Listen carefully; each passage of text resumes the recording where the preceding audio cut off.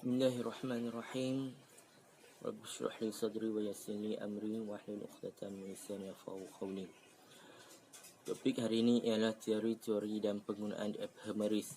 Di sini saya akan membahaskan dua perkara, iaitu istilah-istilah ephemeris dan penggunaan data ephemeris.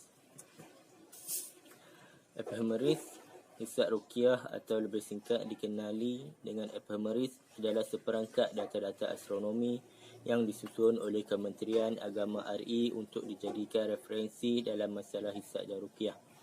Data ephemeris ini secara umum terbagi menjadi dua, iaitu data matahari dan bulan.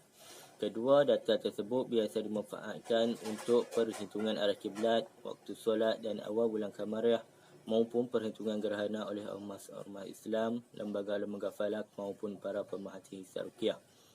Untuk melihat data-data matahari dan bulan dari ephemeris ini bisa melalui aplikasi yang bernama WinHisab. Selain itu, data ephemeris ini juga biasa didapatkan dari buku yang berjudul Ephemeris Hisab Ruqyah yang diterbit setiap tahun oleh Kementerian Agama RI.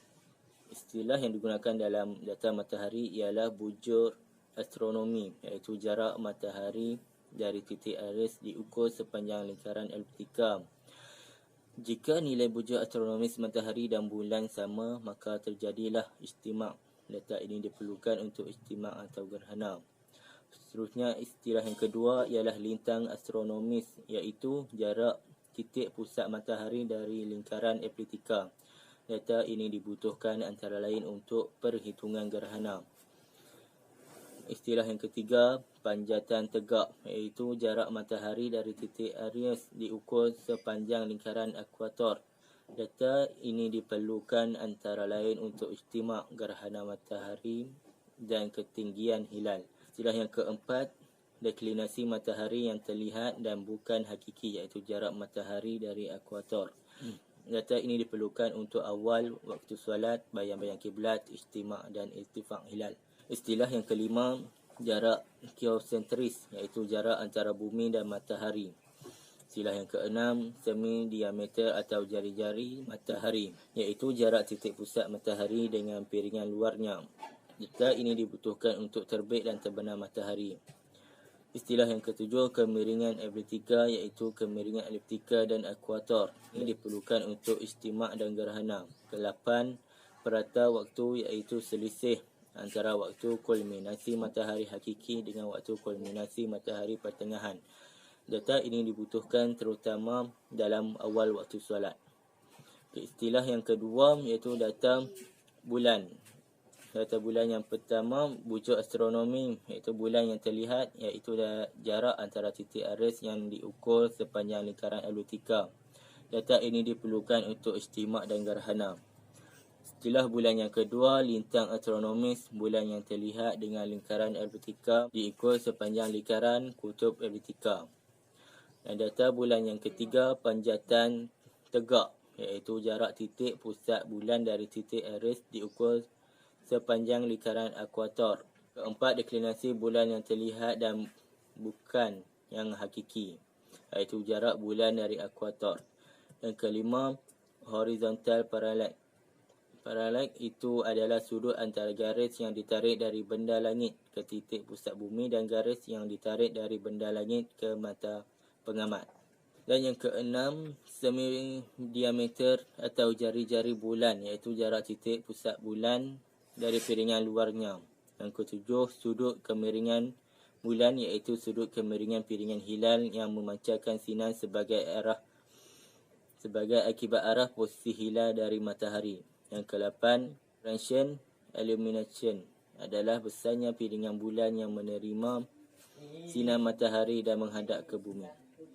Seterusnya, penggunaan data ephemeris. Hisab sistem ephemeris merupakan yang paling dikenal dan banyak digunakan.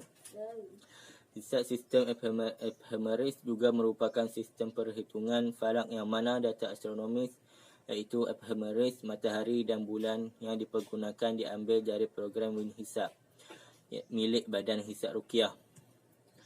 Banyak metode perhitungan astronomi yang dapat digunakan untuk mengetahui data-data ephemeris matahari dan bulan. mulai dari metode perhitungan dengan tingkat akurasi rendah hingga akurasi tinggi.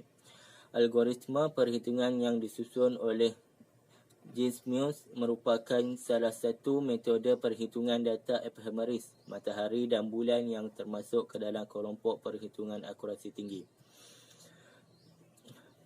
Pemrograman merupakan salah satu bentuk rekayasa perangkat lunak, iaitu software engineering. Secara umum, rekayasa perangkat lunak dilakukan untuk memenuhi kebutuhan manusia serta mempermudahkan pekerjaan mereka yang semakin hari semakin kompleks. Kebutuhan akan data ephemeris matahari dan bulan dalam perhitungan falak salah satu contohnya. Dalam metode hisab sistem ephemeris diperlukan adanya data-data tersebut. Oleh kerana itu, untuk efektivitas dan efisiensi sesuatu perhitungan yang komplit diperlukan perancangan program untuk perhitungan tersebut.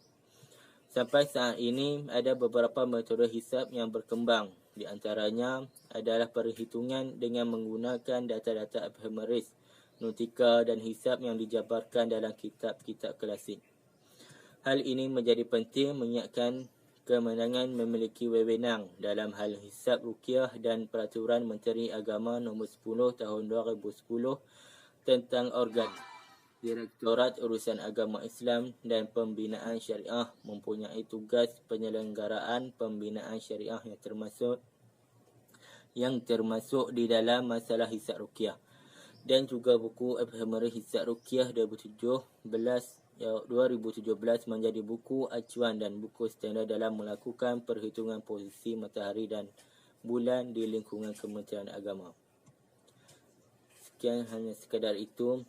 Sekiranya ada kurang dan salah silap, saya mohon maaf. Dan saya sudahi, wabillahi taufiq wal hidayah. Assalamualaikum warahmatullahi wabarakatuh.